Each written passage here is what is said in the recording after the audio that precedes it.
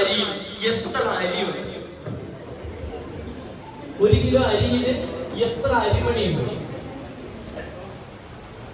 എത്ര വട്ടം പറിച്ചാൽ കൺപീലി നമ്മുടെ കയ്യിലേക്ക് വരും? എത്ര എണ്ണം വരും?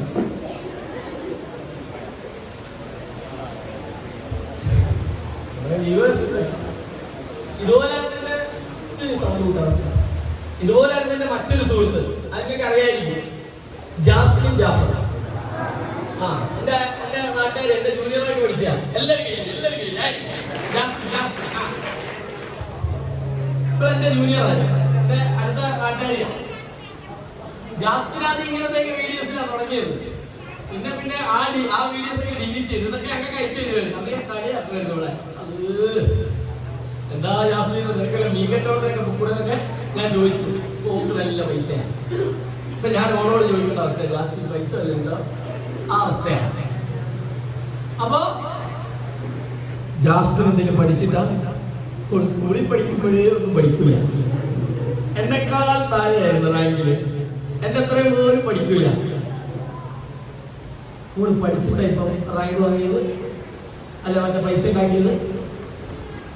എടാ പിന്നെ എന്തിനാ കഷ്ടപ്പെട്ട് സ്കൂളിൽ പോകുന്നത്? വല്ല കാര്യമുണ്ട്? നമ്മളൊരു ദിവസം രാവിലെ എണീക്കുമ്പോ നമ്മള് ശ്രീനാരായണ ഗുരു പറഞ്ഞിട്ടുണ്ട്, സത്യമേ പറയാവൂ. യേശു ക്രിസ്തു പറഞ്ഞിട്ടുണ്ട്, നിങ്ങൾ സത്യത്തിലൂടെ മാത്രമേ സഞ്ചരിക്കാവൂ, സത്യം മാത്രമേ പറയാവൂ. ശ്രീകൃഷ്ണൻ പറഞ്ഞിട്ടുണ്ട്, സത്യത്തിന് വേണ്ടി നിലകൊള്ളുക, അസത്യത്തിനെതിരെ യുദ്ധം ചെയ്യുക. പ്രവാചക സല്ലല്ലാഹു അലൈഹി വസല്ലം പറഞ്ഞിട്ടുണ്ട്, സത്യമേ പറയാവൂ. ഒരു മുഅ്മിന്റെ വിശ്വാസ ലക്ഷണമാണ് സത്യം പറയുക എന്നുള്ളത്, അല്ലേ? പക്ഷെ നമ്മൾ ഉറക്കം എണീക്കുമ്പോ ആദ്യം നമ്മൾ കേട്ടെണീക്കുന്നത് തന്നെ കള്ളമാണ്. 5 നേരം നിസ്കരിച്ച് എല്ലാ സുന്നത്ത് നോമ്പും എടുക്കുന്ന നമ്മുടെ ഉമ്മയാണ് കള്ളം പറയുന്നത്. 6:30 ആയാൽ പറയും മോനെ 8:30 ആയി എണീക്കാൻ. പച്ച നുണ കേട്ടിട്ടാണ് നമ്മൾ രാവിലെ തന്നെ ഈ നെഗറ്റീവ് കേട്ടിട്ട് നമ്മൾ എണീക്കുന്നത്. സുബൈക്ക് വിളിക്കുമ്പോ പറയുന്നത് സുബൈക്ക് ബാങ്ക് കേട്ട് 5 മിനിറ്റ് ആയിട്ടേ ഉള്ളൂ, എനിക്ക് 5 മിനിറ്റ് കൂടെ ഉറങ്ങാൻ വേണ്ടി കൊടുക്കാം. അമ്മ അങ്ങനല്ല പറയുന്നത്. ഇനിയിപ്പോ നീ എണീറ്റിട്ട് ലൊഹറും കൂടെ നിസ്കരിച്ചോളാൻ. അവിടെ പള്ളിയിൽ ഇക്കാമത്ത് കൊടുത്തിട്ടില്ല. ഉമ്മ പറയുന്നത് ലൊഹറായിന്ന നിസ്കരിക്കാൻ. ഉമ്മ നിസ്കരിച്ചിട്ടില്ല, അതിന് മുമ്പ് ഉമ്മ കള്ളം പറയാം. ഇത്തരം കള്ളങ്ങൾ നെഗറ്റീവുകളൊക്കെ കേട്ട് കഷ്ടപ്പെട്ട് രാവിലെ എണീറ്റ് ബുദ്ധിമുട്ടി പല്ല് വെച്ച് ബുദ്ധിമുട്ടി ഈ തണുപ്പത്ത് കുളിച്ച് അത് ആൺകുട്ടികൾ കുളിക്കുന്നതൊക്കെ ഭയങ്കര രസമാണ്. കാരണം പൈപ്പിലെ ചോട്ടിൽ ഇങ്ങനെ വെള്ളം ഇങ്ങനെ എടുത്തിട്ട് മുടിയിലോട്ട് ഇങ്ങനെ ആക്കിയിട്ട് തോർത്തെടുത്തിട്ട് വെളിയിൽ ഇങ്ങനെ 2 തുടച്ചിലാക്കി. അതിനറിയോ കുളിച്ച് നാളുകൾ മനസ്സിലാക്കാൻ. അങ്ങനെ കുടയത്തേ ഉള്ളു വെള്ളം. ഈ ചിരിച്ചവന്മാരൊന്നും കുളിക്കലില്ല. നിങ്ങൾ തട്ടോട്ട് പോകുന്നുണ്ട് അറിയില്ല, കുളിക്കലേ ഇല്ല. കാരണം തണുപ്പത്ത് വലിയ പ്രയാസം, പ്രത്യേകിച്ച് നിലമ്പൂർ ഭാഗത്തൊക്കെ നല്ല തണുപ്പായിരിക്കും. ഞാൻ പറയുന്നത് ഇങ്ങനെ കഷ്ടപ്പെട്ട് കുളിച്ച് കഷ്ടപ്പെട്ട് രാവിലെ എണീറ്റിട്ട് രാവിലത്തെ ഒരു 1.5 മണിക്കൂർ ട്യൂഷൻ കഴിഞ്ഞിട്ട് സ്കൂളിലേക്ക് പോയി അതിനുശേഷം സ്കൂളിൽ ഒച്ചപ്പാടും ബഹളവും ഒക്കെ ആയി കുത്തി മറിഞ്ഞ് അവിടെ ആകെപ്പാടെ ബുദ്ധിമുട്ടിയിട്ട് അതിനുശേഷം നേരെ കൊണ്ടുപോയിട്ട് വീണ്ടും വൈകുന്നേരം ട്യൂഷന് പോകുന്നു. പിന്നെ വീട്ടിൽ വന്നിരുന്നൊന്ന് സ്വസ്ഥമായിട്ട് ഒന്ന് കിടന്നുറങ്ങിയ ഉമ്മ അപ്പ പറയും 24 മണിക്കൂർ ഇങ്ങനെ കുറക്കാം, നീ എന്നെ ഒന്ന് സഹായിക്കണ്ട, നാളെ നിന്നെ കെട്ടിച്ചു വിടാവില്ല. 15 വയസ്സുള്ള കൊച്ചിനോട് പറയുന്നു നാളെ കെട്ടിച്ചു വിടാവില്ല. ഇതെല്ലാം കേട്ട് കഷ്ടപ്പെട്ട് രാത്രി കുത്തിയിരുന്ന് പഠിക്കുക. എന്തിനാണ് ഇത്രയും ബുദ്ധിമുട്ടി ഇത്ര സഫോക്കേറ്റഡ് ആയിട്ട് നമ്മൾ ജീവിക്കുന്നത്? പഠിക്കേണ്ട ആവശ്യമുണ്ടോ മക്കളെ? ഇങ്ങനെ കഷ്ടപ്പെട്ട് പഠിക്കേണ്ട ആവശ്യമുണ്ടോ? ഇല്ല. ഞാൻ പറഞ്ഞ സത്യമല്ലേ? ഞാൻ വളരെ ഫ്രീ ആയിട്ടാണ് പഠിക്കുന്നത്. എനിക്ക് ഇഷ്ടമുള്ളപ്പോൾ കോളേജിൽ പോയാൽ ഇഷ്ടമുള്ള പീരീഡ് ഞാൻ ക്ലാസ്സിലേക്ക് കയറും. എനിക്ക് ഇഷ്ടമില്ലാത്ത സാറ് ക്ലാസ് എടുക്കാൻ വന്നാൽ ഞാൻ കയറില്ല. ഞാൻ വെളിയിൽ നിൽക്കും. സാറ് വെളിയിൽ കയറുന്നില്ല. ഞാൻ പറഞ്ഞ സാറ് തലവേദന അവിടെ നിൽക്കും. കാരണം അയാളെ കാണുമ്പോൾ എനിക്ക് തലവേദനയാണ്. അപ്പൊ ഇങ്ങനെ കഷ്ടപ്പെട്ട് പഠിക്കേണ്ട ആവശ്യമുണ്ടോ? പഠിക്കണം. പഠിക്കാതെ നമുക്ക് പൈസ ഒപ്പിച്ചൂടെ? ഒരു ക്ലാസ്സിലും പോകാതെ വീട് വെച്ച് എന്തോരം ആളുകൾ നമ്മുടെ നാട്ടിലുണ്ട് ഇല്ലേ? വണ്ടി വാങ്ങിയ ആളുകളുണ്ട് ഇല്ലേ? എന്തിനാ? വലിയ പഠിപ്പൊന്നും പണ്ട് പഠിക്കാത്ത ആളുകൾ ഇപ്പൊ കോളേജ് നടത്തുന്നില്ലേ? നിലമ്പൂരടക്കം ഇല്ലേ? അപ്പൊ പഠിക്കേണ്ട ആവശ്യമുണ്ടോ? സത്യസന്ധമായിട്ട് പറ. പഠിക്കേണ്ട ആവശ്യമുണ്ടോ? ഇല്ല. ആ ഉത്തരവാദിത്തം എനിക്ക് വേണ്ടത്. നിങ്ങൾ പഠിക്കണം എന്ന് പറഞ്ഞാണെങ്കിൽ എൻ്റെ ഉദാഹരണം പൊളിഞ്ഞു പോയി. അവിടെ നിന്ന് പൊഴിക്കേണ്ട വന്നേനെ. അതെല്ലാം നന്നായി. അതായത് നമുക്കറിയില്ല എന്തിനാണ് പഠിക്കുന്നത് എന്നറിയില്ല. ഞാനിപ്പോ എന്റെ നാട്ടിൽ നിന്ന് കൊല്ലത്ത് നിന്ന് വണ്ടി കയറിയിട്ട് നിലമ്പൂര് വരുമ്പോൾ എനിക്കൊരു ലക്ഷ്യമുണ്ട്. എന്താ ലക്ഷ്യം? ഇവിടെ വന്ന് ക്ലാസ് എടുത്തിട്ട് നല്ല രീതിയിൽ ക്ലാസ് എടുത്തിട്ട് വീട്ടിലേക്ക് തിരിച്ചു പോവുക, അല്ലെങ്കിൽ തിരൂരേക്ക് എനിക്ക് പോകണം. എനിക്ക് 3:30 ആകുമ്പോൾ തിരൂർ എത്തണം. അപ്പൊ തിരൂര് പോവുക എന്നുള്ളൊരു ലക്ഷ്യം എനിക്കുണ്ട്. ഞാൻ ആ ലക്ഷ്യമില്ലാതെയാണ് വണ്ടി കയറിയതെങ്കിൽ ഞാൻ നേരെ നിലമ്പൂര് വന്നിറങ്ങി. അവിടുന്ന് ഞാൻ 9 വർഷങ്ങൾക്ക് മുമ്പ് ഒരാഴ്ച താമസിച്ച ഉസ്മാൻ സാഹിബിന്റെ വീടുണ്ട്. ഉസ്മാൻ സാഹിബ് പ്രസംഗിച്ച ഉദ്ഘാടനം ചെയ്ത അദ്ദേഹത്തിന്റെ മകൻ എന്റെ കൂടെ പഠിച്ചത് മാഹിം. അവന്റെ വീട്ടിലൊക്കെ പോയി രാവിലെ ഭക്ഷണം കഴിക്കുന്നു. ഉച്ചയ്ക്ക് അതിനുശേഷം എന്റെ പഴയ സുഹൃത്തായിട്ടുള്ള നിയാസ് ഖാനിയെ കാണുന്നു. അദ്ദേഹത്തിന്റെ കൂടെ കുറച്ച് സമയം ചെലവഴിക്കുന്നു. അതിനുശേഷം പിന്നെ തൊട്ടപ്പുറത്ത് പാലയമാണെടുത്ത് നമ്മുടെ സുഹൃത്തായിട്ടുള്ള എന്റെ അധ്യാപകനായിട്ടുള്ള ഷറഫു കല്യാണം വീട്ടിൽ പോകുന്നു. അദ്ദേഹത്തിന്റെ വീട്ടിൽ നിന്ന് ഭക്ഷണം കഴിക്കുന്നു. രാത്രി അതിനുശേഷം ട്രെയിൻ കയറുന്നു. തിരിച്ചു കൊല്ലത്ത് പോയി ഇറങ്ങുന്നു. അവിടെ വീട്ടിൽ പോകും. ഒരു ലക്ഷ്യമില്ലെങ്കിൽ ഇങ്ങനെയൊക്കെ സംഭവിക്കും. എന്തെങ്കിലും ലക്ഷ്യം ഉള്ളത് കൊണ്ടാണ് ഞാൻ ഇവിടെ വന്നിട്ട് നിങ്ങൾക്ക് ക്ലാസ് എടുത്തിരുന്നത്. പഠനത്തിന്റെ ലക്ഷ്യം അറിയാത്തതാണ് പ്രശ്നം.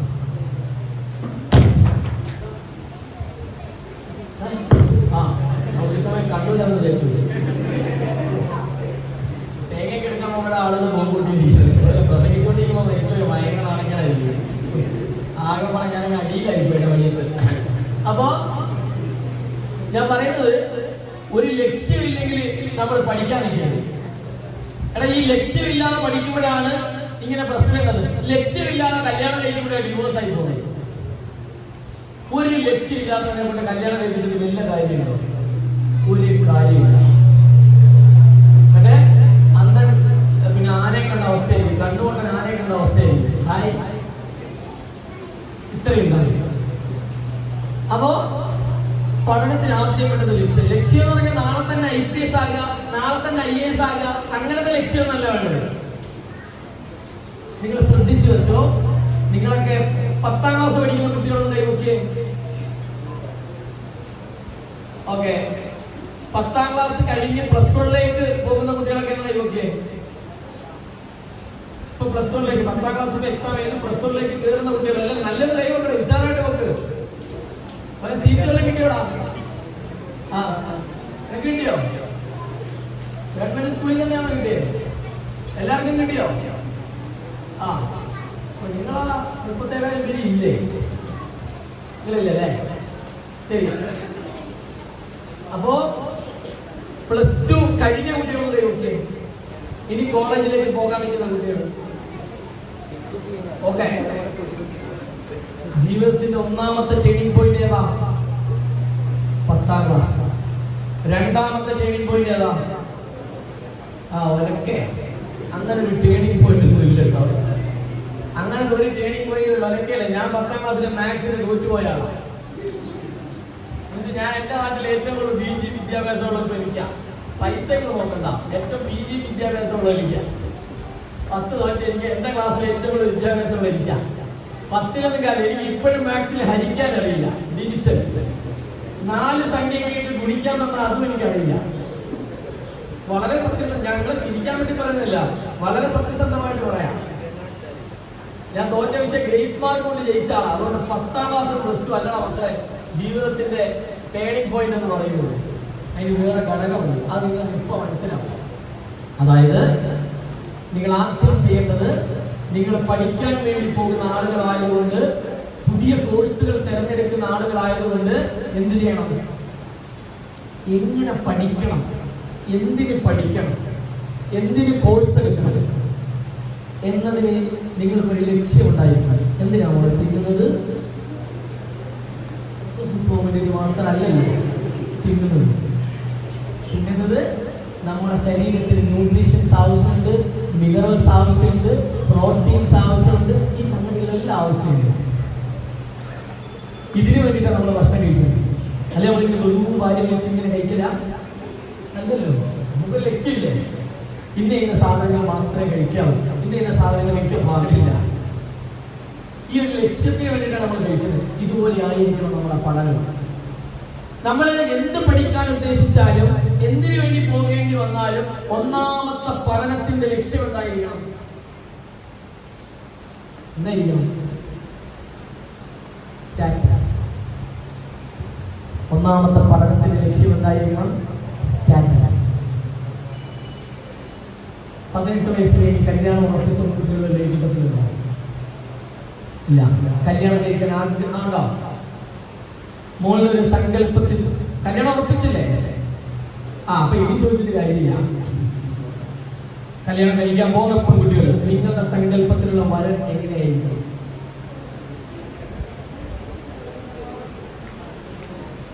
നിങ്ങളുടെ സങ്കല്പത്തിലുള്ള കല്യാണ ചെറുക്കൻ എങ്ങനെയായിരിക്കും?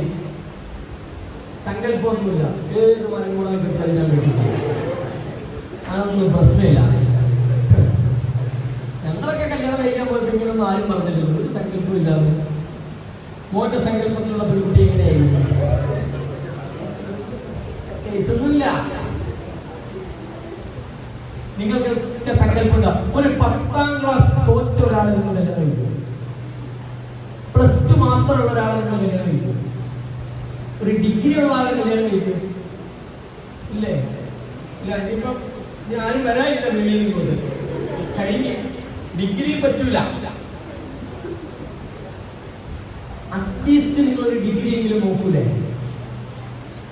അത് മാറി. ഇപ്പൊ ആളുകൾ PG ഉണ്ടോ, നല്ല പ്രൊഫഷണൽ ജോലി ഉണ്ടോ എന്നാണ് നോക്കുന്നത്. അതിലെന്താണെന്നറിയോ? അത് ജോലിയും വിദ്യാഭ്യാസവും അല്ല, അത് സ്റ്റാറ്റസ് ആണ്. അത് സ്റ്റാറ്റസ് ആണെന്ന് പറയാനുള്ള കാരണം, ഭർത്താവിന് എന്താ ജോലി എന്ന് പറയുമ്പോൾ മോളിന്റെ സെക്യൂരിറ്റി ആണ് എന്ന് പറയാൻ ഈ കാലഘട്ടത്തിലെ പെൺകുട്ടികൾക്ക് പറ്റൂല. ഭർത്താവിന് ആശാരിപ്പണിയാണ് എന്ന് പറയാൻ, അല്ലെങ്കിൽ സെൻട്രിങ്ങിന്റെ പണിയാണ് എന്ന് പറയാൻ ഈ കാലഘട്ടത്തിലെ പെൺകുട്ടികൾക്ക് പറ്റൂല. അപ്പൊ അവർക്ക് നല്ല സ്വഭാവമൊന്നും ഇല്ലെങ്കിലും കുഴപ്പമില്ല, അറ്റ്ലീസ്റ്റ് ഒരു യൂട്യൂബ് ചാനലെങ്കിലും വേണമെന്ന് അവരുടെയൊക്കെ ആഗ്രഹം. അവരാഗ്രഹിക്കുന്ന അത്രയേ ഉള്ളൂ. പക്ഷേ ഒരു വിദ്യാഭ്യാസം അവര് പറയുന്നത് വേറൊന്നും കൊണ്ടല്ല, അതൊരു സ്റ്റാറ്റസ് ആണ്. ഒരു PGക്കാരനാണ്, ഒരു ഡിഗ്രിക്കാരനാണ് എൻ്റെ ഭർത്താവ് അല്ലെങ്കിൽ എൻ്റെ ഭാര്യ എന്ന് പറയുന്നത് ഒരു സ്റ്റാറ്റസ് ആണ്. നിങ്ങളുടെ നാട്ടിൽ ഒരു പ്രശ്ന പരിഹാരത്തിന് രാഷ്ട്രീയക്കാരെ ഏൽപ്പിക്കുന്നത് പോലെ നമ്മൾ വളരെ ഭവ്യതയോടുകൂടി കാര്യങ്ങൾ കാണുകയും പിന്നെ ഈ പ്രശ്നത്തിൽ ഇടപെടാൻ പറയുകയും ചെയ്യുന്നത് അധ്യാപകരോട് നമ്മൾ പറയാറില്ല. നമ്മുടെ നാട്ടിലെ പ്രശ്നം പരിഹരിക്കാൻ വേണ്ടിയിട്ട്, അല്ലെങ്കിൽ നമ്മുടെ നാട്ടിലൊരു അധ്യാപകൻ, നാട്ടിൽ നിങ്ങൾ ഭയങ്കരമായ വഴക്കുണ്ടായിക്കൊണ്ടിരിക്കുമ്പോൾ ഒരു അധ്യാപകൻ വന്ന് നിന്നാല് നമ്മൾ വഴക്ക് നിർത്തൂലേ പെട്ടെന്ന്? ഇല്ല. എന്നാ നാടാണ് ഒരു അധ്യാപകൻ അല്ലെങ്കിൽ സമൂഹം ആദരിക്കുന്ന ഒരു മനുഷ്യനാണ് എങ്കിൽ, നല്ല വിദ്യാഭ്യാസമുള്ള ആ സൊസൈറ്റി ആദരിക്കുന്ന ഒരു മനുഷ്യൻ എപ്പോഴും ഒരു വിദ്യാഭ്യാസമുള്ള ഒരാളായിരിക്കും. ഒന്ന് ശ്രദ്ധിച്ചാൽ മതി. നല്ല സ്വഭാവമുള്ള മനുഷ്യന്മാരെ ആളുകൾ ആദരിക്കും, ഇഷ്ടപ്പെടും. പക്ഷേ സ്റ്റാറ്റസ് എപ്പോഴും ഹൈ ആയിട്ട് നിൽക്കുന്നത് എഡ്യൂക്കേഷനിൽ മാത്രമാണ്. അത് ശ്രദ്ധിച്ചാൽ മതി, വേറെ ഒന്നിനും കിട്ടൂല. അംബാനിക്ക് പൈസ ഉണ്ടല്ലേ, അംബാനിക്ക് നല്ല സ്റ്റാറ്റസ് ഉണ്ട്. പക്ഷേ നാളെ ഒരു സമയത്ത് അംബാനിയുടെ പൈസ മൊത്തം നഷ്ടപ്പെട്ടു പോയിക്കൂടെ മക്കളെ? പോകാം. കാരണം എന്താ? ഇത് ആപേക്ഷികമായ ഒരു സാധനം. പൈസ എപ്പോ വേണേലും പോവാം. ഇപ്പൊ വിജയ് മല്യ, അയാളിപ്പോ ഇന്ത്യയിലില്ല, അയാൾ പോയി രാജ്യം വിട്ട് ഉള്ള പൈസയുമായിട്ട് പോയി. വേറൊരു നീരജ് മോദി അയാൾ പോയി രാജ്യം വിട്ടു പോയി. കുറെ പൈസ ലോണൊക്കെ എടുത്തിട്ട് കടം വന്ന് പാപ്പരായിട്ട് പോയി. അറ്റ്ലസ് ജ്വല്ലറിയുടെ സ്ഥാപകനായിരുന്ന രാമചന്ദ്രൻ അറ്റ്ലസ്, അയാള് പാപ്പരായി പോയി. നമ്മുടെ നാട്ടിൽ തന്നെ പണ്ടത്തെ പ്രമാണിമാരായ ആളുകൾ ഇപ്പൊ ഒന്നുമില്ലാതെ ജീവിക്കുന്നു, ഇല്ലേ? എന്താ? അവരുടെ സാമ്പത്തികമെല്ലാം നഷ്ടപ്പെട്ടു പോകും. പക്ഷേ സാമ്പത്തികം വരാം, പോകാം, പൈസ കൂടാം, ഇല്ലാതിരിക്കാം. നിങ്ങൾ ഏതൊരു കാര്യത്തിലും മാനദണ്ഡമാക്കിയിട്ട് സാമ്പത്തികം വെക്കരുത്. നിങ്ങൾ എഡ്യൂക്കേഷൻ ആയിരിക്കണം നോക്കുന്നത്. കാരണം ഒരു മനുഷ്യൻ മരിച്ചു പോയാൽ അയാളുടെ പേര് പറയില്ല, മയ്യത്തെന്നേ പറയും, അല്ലേ? അയാളുടെ പേര് പറയണമെങ്കിൽ അയാളൊരു ഡോക്ടർ ആയിരുന്നു, അയാളൊരു എഞ്ചിനീയർ ആയിരുന്നു, അയാൾ ഒരു വക്കീലായിരുന്നു, അയാൾ ഒരു സർക്കാർ ഉദ്യോഗസ്ഥനായിരുന്നു എന്ന് ആളുകൾ പറയും. അതാണ് സ്റ്റാറ്റസ് എന്ന് പറയുന്നത്. വിദ്യാഭ്യാസം ആർക്കും എടുത്തുകൊണ്ട് പോകാൻ പറ്റൂല. ഇപ്പം നാളെ കാലിക്കറ്റ് യൂണിവേഴ്സിറ്റി വെള്ളപ്പൊക്കത്തില് അല്ലെ മണ്ണിടിച്ചില് ഒലിച്ചു ഇല്ലാതായി എന്റെ PG പോകുമോ? കാലിക്കറ്റ് യൂണിവേഴ്സിറ്റി പൊളിഞ്ഞു പോയി, അതുകൊണ്ട് നിന്റെ PG പോയിരിക്കുന്നു എന്ന് പറയാം? ഇല്ല, പറയൂല. എന്താ പറയാത്തെ? ആ സാധനം ഇന്ന് നാളെ എന്നെ പിടിച്ചിട്ട് ഒരാൾ ജയിലിൽ എന്റെ എഡ്യൂക്കേഷൻ പോവുക? പോവില്ല. അതാണ് വിദ്യാഭ്യാസത്തിന്റെ പവർ. ഏതൊരാളുടെ മുമ്പിലും, ഏത് പോലീസുകാരുടെ മുമ്പിലും, ഏത് പട്ടാളക്കാരുടെ മുമ്പിലും, ഏത് പൈസക്കാരുടെ മുമ്പിലും കാലിന്മേ കാലും കയറ്റിയിരിക്കാം. എന്താ കാലിന്മേ കാലും കയറ്റിയിരിക്കുന്നത് ചോദിച്ചാൽ പറയണം, ഞാൻ നിന്റെ കൂട്ട് പൈസ ഇല്ലെന്നേ ഉള്ളൂ, ഞാൻ നിന്നെക്കാളും വിവരവും വിദ്യാഭ്യാസം ഉള്ളവരാണെന്ന് പറയാൻ പറ്റും. ആ പവർ ലോകത്തെ എഡ്യൂക്കേഷൻ മാത്രമേ ഉള്ളൂ. ഇത് മനസ്സിലാക്കാത്തത് കൊണ്ടാണ് പല കുട്ടികളും ആദ്യം പറഞ്ഞത് സ്കൂളിൽ പോകുന്നേ. ഞാൻ ചോദിച്ചു, പൈസ ഉണ്ടാക്കാൻ വേണ്ടി ഇനി സ്കൂളിൽ പോകണം? അപ്പൊ അവർക്ക് വേണ്ട.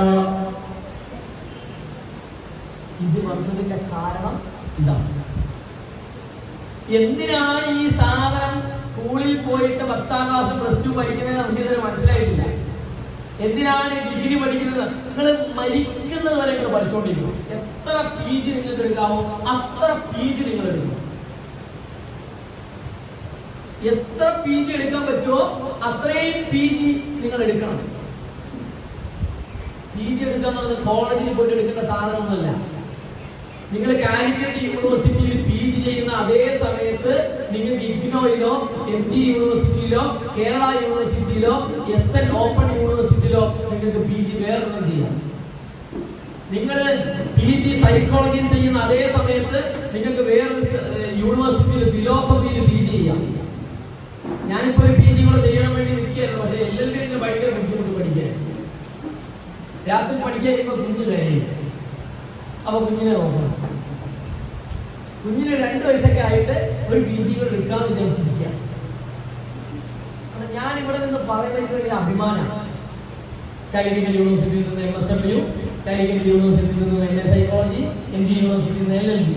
പറയുമ്പോൾ ഒരു സാധനം, ഒരു ഫീലുണ്ട് നമ്മുടെ ഉള്ളിൽ, ഒരു ഫയർ. ഇതിങ്ങനെ പറയുമ്പോൾ ഉള്ളിലുള്ളൊരു സന്തോഷമുണ്ട്.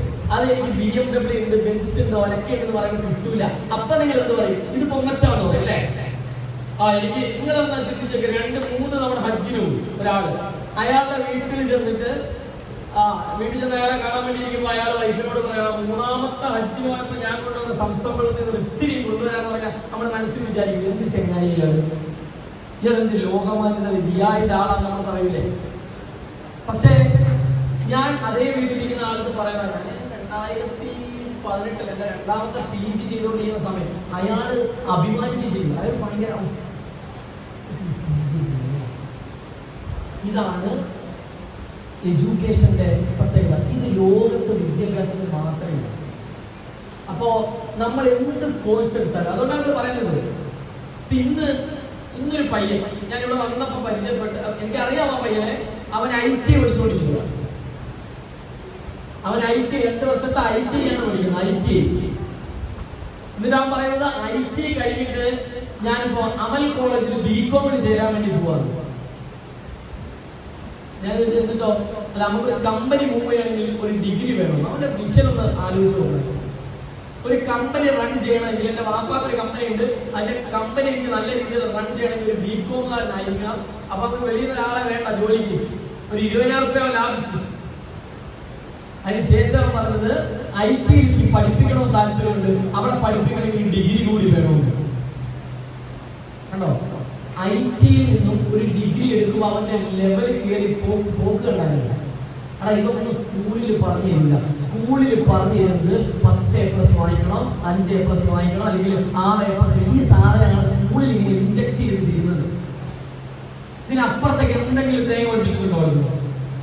ഇല്ല. എഡ്യൂക്കേഷന്റെ പർപ്പസ്, ഗോള് അറിയാത്തത് കൊണ്ടാണ് നമ്മളുടെ കൂട്ടത്തിൽ നല്ല പഠിക്കുന്ന പെൺകുട്ടികൾ പോലും ഒരു വിദ്യാഭ്യാസവും ഇല്ലാതെ പിന്നീട് ഒന്നുമല്ലാതെ വീടിന്റെ അടുക്കളയിൽ കൂടി പോകുന്നത്. നമ്മളുടെ കൂട്ടത്തിലുള്ള നല്ല പഠിക്കുന്ന ആൺകുട്ടികൾ ഗൾഫിൽ പോയി കിടന്നിട്ട് വെറുതെ പണിയെടുത്തുകൊണ്ടിരിക്കുന്നു. ആ സാധുക്കൾ കുറെ നാൾ കഴിയുമ്പോൾ മടുക്കും. ഗൾഫിലെ ജോലി, ഡിപ്രഷൻ വരുന്ന പലജാതി ബുദ്ധിമുട്ടുകൾ, പ്രത്യേകിച്ച് ഈ കാലഘട്ടത്തിലുള്ള ആളുകൾക്ക് ചെറിയ കാര്യം പോലെ ഡിപ്രഷനൊക്കെ വരാം. ഡിപ്രഷൻ എന്നൊക്കെ പറയാം ക്യാൻസറിനൊക്കെ വലിയ രോഗമാണ്, മാനസിക രോഗം. അപ്പോ അതിനെ മറികടക്കാൻ ഏറ്റവും നല്ല മരുന്ന് എന്ന് പറയുന്നത് വിദ്യാഭ്യാസം. നിങ്ങള് പഠിക്കും. നല്ല പഠിക്കുന്ന ആളുകൾ നല്ല പഠിച്ചോ. നല്ല പഠിക്കാത്ത ആളുകളെ കുറിച്ചിട്ടാണ് ഞാൻ പറയുന്നത്. മോനെ ജസ്റ്റ് പാസ്സായാൽ മതി, ജസ്റ്റ് പാസ്സായാൽ മതി. ഞാൻ PG പഠിക്കുന്ന സമയത്ത് എൻ്റെ ക്ലാസ്സിൽ 15 കുട്ടികളാണ്. അതിൽ ഒരാളെ കോപ്പി അടിച്ചതിന് ഒരു എക്സാമിൽ നിന്ന് പറഞ്ഞു വിട്ടു. അവനെ പറഞ്ഞു വിട്ടത് കൊണ്ട് എനിക്ക് 14ാം സ്ഥാനവും അവന് 15ാം സ്ഥാനവും. ആദ്യത്തെ 7 റാങ്കിങ്ങിൽ വരുന്ന 5 പേരുമായിട്ടാണ് ഞാൻ അൽമാസിൽ ഇതിന് വരുന്നത്, ഇന്റർവ്യൂവിന് വരുന്നത്. പക്ഷേ അൽമാസിലെ ഇന്റർവ്യൂവിൽ സെലക്ട് ചെയ്തത് എന്നെ. കാരണം മാർക്കിലല്ല കാര്യം, സ്കില്ലുകളിലാണ് കാര്യം. അതുകൊണ്ട് നിങ്ങൾ ഡിഗ്രി എടുക്കുക, PG എടുക്കുക, MBBS പഠിക്കുക, LLB പഠിക്കുക, മാർക്ക് പ്രശ്നമല്ല. പാസ്സായിട്ട് സർട്ടിഫിക്കറ്റ് കിട്ടിക്കഴിഞ്ഞാൽ പിന്നെ ആ സർട്ടിഫിക്കറ്റ് +2 6A+ വാങ്ങിച്ച ഞാൻ +2ന്റെ സർട്ടിഫിക്കറ്റ് കൊണ്ട് സത്യത്തിൽ റേഷൻ കടയിൽ പോലൊരു ഗുണമില്ല. കാരണം എന്താ, ഈ സാധനത്തിൽ നമ്മളെ ഫോട്ടോ ഇല്ല. ഫോട്ടോ ഉണ്ടായിരുന്നെങ്കിൽ എന്തെങ്കിലും ഒരു പ്രയോജനം കിട്ടിയാൽ. ഇതിൽ ഫോട്ടോയും ഒരു പ്രയോജനമില്ല. 10ലെ സർട്ടിഫിക്കറ്റിൽ വേണമെങ്കിൽ കുറച്ച് മാർക്കൊക്കെ വാങ്ങിച്ചു. കാരണം ഞാൻ അക്ഷയയിലെ ചേച്ചിയൊക്കെ കാണുന്നേ നമ്മളെ മാർക്ക് അതിലൊന്ന് വെച്ച് താന്നു വേണം. ഇതാണ് പഠനം. പഠനം വലിയ ബാലികേറാൻ വലിയ സാധനമൊന്നുമല്ല. കുറെ അട്ടിപ്പുസ്തകങ്ങളൊക്കെ അടുക്കി വെച്ച് അതിന് നോക്കി അതിന് മറിച്ച് അതൊക്കെ പഠിപ്പിച്ചത് പഠിച്ചോട്ടെ. നമ്മൾ സ്മാർട്ട് വർക്ക് ബുദ്ധിപരമായിട്ട് പഠിക്കുക. നിങ്ങൾ എത്ര മോശം സ്റ്റുഡൻസ് ആണെങ്കിലും നിങ്ങൾ ഡിഗ്രി PG എടുക്കുക. അത് നിങ്ങൾക്ക് ഒരു വിഷൻ നൽകുന്നതായിരിക്കും, ഉറപ്പാണ്. അപ്പൊ ഒന്നാമത്തെ ലക്ഷ്യം എന്താ പഠനത്തിന്റെ? എന്താ കഥ ഇങ്ങോട്ട് കേട്ടോണ്ടിരുന്നപ്പോഴേ ഒന്നാമത്തെ ലക്ഷ്യം ഒന്ന് മറന്നുപോയി. എന്നതാണോ ലക്ഷ്യം? ഡിഗ്രി എടുക്കണം. നമ്മുടെ ഒന്നാമത്തെ ലക്ഷ്യം എന്തോ പഠനത്തിന്റെ? സ്റ്റാറ്റസ്. നിങ്ങൾ എഴുതി വെക്കണം. ഈ സാധനം നിങ്ങൾ വീട്ടിൽ പോയിട്ട് എഴുതി വെക്കണം. സ്റ്റാറ്റസ് ഒന്നാമത്തെ ലക്ഷ്യം. അപ്പൊ രണ്ടാമത്തെ ലക്ഷ്യം എന്തായിരിക്കും? പഠനത്തിന്റെ രണ്ടാമത്തെ ലക്ഷ്യം എന്തായിരിക്കും? അപ്പം മകളെടാ മോനെ, രണ്ടാമത്തെ ലക്ഷ്യം എന്താടാ?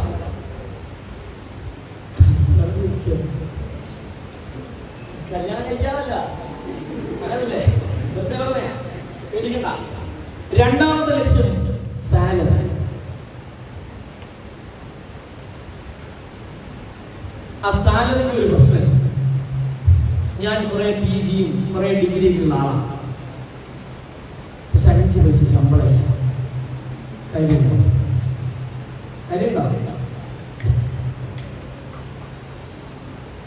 നല്ല വിദ്യാഭ്യാസം എന്ന് പറയുന്നത് നല്ല ധൈര്യം കൂടിയാണ്. നല്ല ധൈര്യമാണ് വിദ്യാഭ്യാസം. ആ ധൈര്യമാണ് നമ്മുടെ സാലറി നിർണ്ണയിക്കുന്നത്. ഇപ്പൊ ഇവിടെ നിങ്ങളുടെ പ്രായത്തിലുള്ള നിങ്ങളെക്കാൾ ഒരു 2-3 വയസ്സ് കൂടുതലുള്ള ഒരു പയ്യനെ ഞാൻ പരിചയപ്പെട്ടു. ഇവിടെ നിങ്ങൾക്ക് ആദ്യം സ്വാഗതം പറഞ്ഞ പയ്യനുണ്ടല്ലോ, അജ്മൽ. അവൻ IELTS ട്രെയിനറാണ്. IELTS അറിയോ?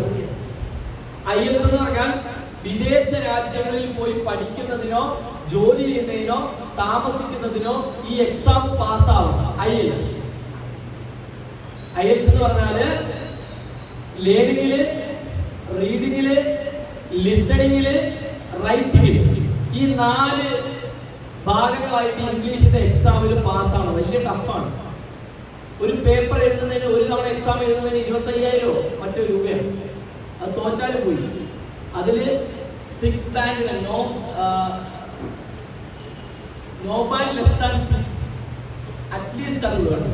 ചില രാജ്യങ്ങളിൽ 8 മാർക്ക് വേണം. ഭയങ്കര പ്രയാസമാണ്. അതിൽ ട്രെയിനിങ് കൊടുക്കുന്ന ആളായിരുന്നു ആദ്യം സ്വാഗതം പറഞ്ഞ പയ്യൻ. ഞങ്ങളോട് ചോദിച്ചു ശമ്പളം എത്ര ഉറുപ്പിയുണ്ട്? ഞാൻ പറഞ്ഞു ഇത്രയുണ്ട്. ഞാൻ പറഞ്ഞു ഇതല്ല നിന്റെ ശമ്പളം, നിനക്ക് നിന്റെ ശമ്പളം ഇതിന്റെ ഇരട്ടിയാണ്. ആ ശമ്പളം അസാധ്യ കഴിവാണ്.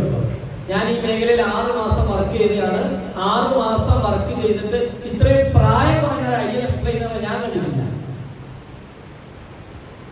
നല്ല രീതിയിൽ എന്ന് വെച്ചാല് അവരുടെ IAS ട്രെയിനർ ആണെന്ന് പറഞ്ഞാല് ഇംഗ്ലീഷ് സിനിമ കേട്ടാൽ അവർ മനസ്സിലാവില്ല എന്താണ് പറയുന്നതെന്ന്.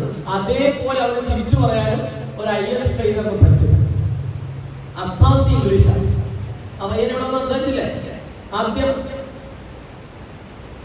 അതൊരു പ്രൊഫഷനാണ്. ഒരു ലാംഗ്വേജ് കയ്യിലുണ്ടെങ്കിൽ മാസം ഒരു 35,000-40,000 ഒപ്പിക്കാൻ ഇംഗ്ലീഷ് ലാംഗ്വേജ് മാത്രമാണ്. ഇംഗ്ലീഷ് ലാംഗ്വേജ് വൃത്തിക്കറിയാമെങ്കിൽ ആ പയ്യന് ജീവിതാവസാനം വരെ കോളേജിൽ പോയി പഠിക്കാം. ആ ഒറ്റ സാധനം മതി. കാരണം എന്താ? അവന്റെ ഇരിക്കുന്ന അമ്മാതിരി സാധനമാണ്. കാരണം ഈ IELTS ഇല്ലാത്ത ഒരാൾക്കും അങ്ങോട്ട് പോകാൻ പറ്റൂല. IELTS ഇന്റർനാഷണലി റെക്കഗ്നൈസ്ഡ് ആയിട്ടുള്ള ഒരു എൻട്രൻസ് എക്സാം ആണ്, ഒരു ടെസ്റ്റാണ്. ഇത് പാസ്സായ പയ്യനാണ്, ഇത് ചെയ്യുന്ന പയ്യനാണ്. സാലറി, അവന്റെ സാലറി അവൻ കണ്ടെത്തുന്നു. അതുകൊണ്ട് നല്ല സാലറി ഉള്ള ജോബുകൾ. നിങ്ങള് ചില ആളുകൾക്ക് ടെക്നിക്കൽ കോഴ്സ് ചെയ്യാൻ താല്പര്യമുള്ള ആളുകളുണ്ട്, ടെക്നിക്കൽ കോഴ്സുകൾ. ചില ആളുകൾക്ക് ഭയങ്കര ഇലക്ട്രീഷ്യൻ ആവാൻ താല്പര്യമുള്ള ആളുകളുണ്ട്, അല്ലെങ്കിൽ കമ്പ്യൂട്ടർ സോഫ്റ്റ്വെയർ പഠിക്കാൻ താല്പര്യമുള്ള ആളുകളൊക്കെ ഉണ്ട്. ആ ആളുകൾ സാധാരണ ചെയ്യുന്ന ഒരു പരിപാടിയുണ്ട്, ഏതെങ്കിലും ഡിപ്ലോമ കോഴ്സിന് പോയി ചെയ്യും. മക്കളെ, അങ്ങനെ താല്പര്യമുള്ള, അങ്ങനെ പഠിക്കാൻ കഴിവുള്ള ആളുകൾ ഉണ്ടെങ്കിൽ വെച്ച് താമസിപ്പിക്കല് നിങ്ങൾ എന്ത് പഠിക്കണം? എഞ്ചിനീയറിംഗ് തന്നെ പഠിക്കണം. എഞ്ചിനീയറിംഗ് തന്നെ പഠിക്കണം എന്ന് വെച്ചാൽ എഞ്ചിനീയറിംഗ് പഠിക്കുമ്പോൾ വലിയ പൈസയൊന്നും വേണ്ട. ഒരു എഞ്ചിനീയറിംഗ് പഠിക്കുന്നതിന് മാക്സിമം 2 ലക്ഷം രൂപ മതി. 4 വർഷം പഠിക്കുന്നതിന് 2 ലക്ഷം രൂപ മതി. അത് കമ്പ്യൂട്ടർ സയൻസ് എഞ്ചിനീയറിംഗ് ആണെങ്കിൽ കുറച്ച് കൂടും. ബാക്കിയുള്ള എഞ്ചിനീയറിംഗ് എല്ലാം നല്ല പൈസ കുറവാണ്.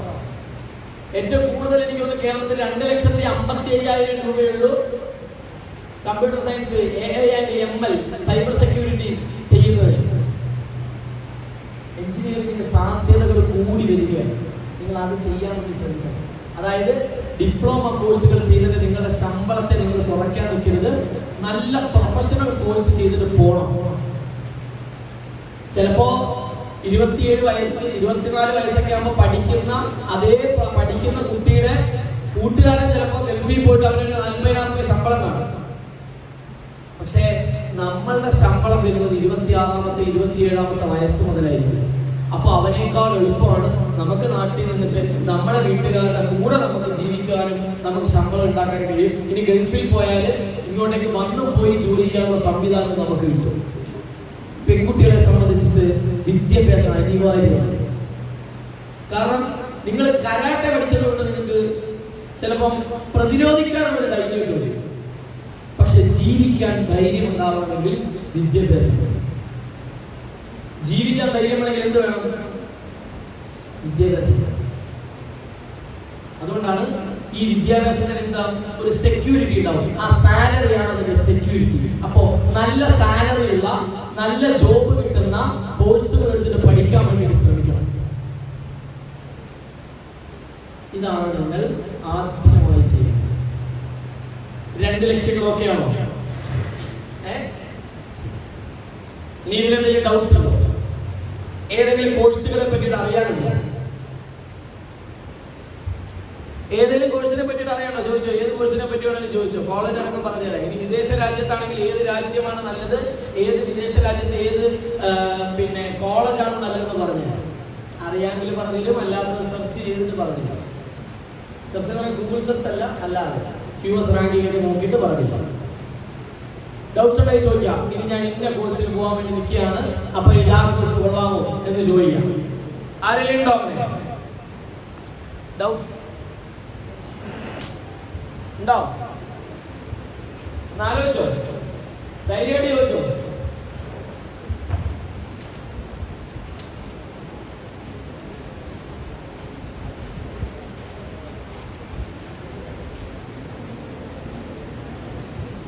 ആർക്കെങ്കിലും ഡൗട്ട് ഉണ്ടോ?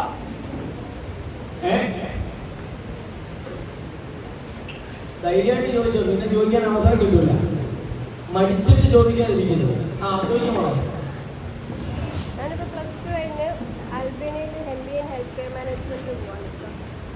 എന്താണ് MBA in health care manage integrated കോഴ്സാണ്. ഡിഗ്രി കഴിഞ്ഞോ? +2 കഴിഞ്ഞിട്ടല്ലേ? അതാ ഇൻ്റഗ്രേറ്റഡ് അല്ലേ? 5 വർഷത്തെ MBA അല്ല. ഒന്ന് പിടിച്ചോ മോനെ. ഇതാരാ?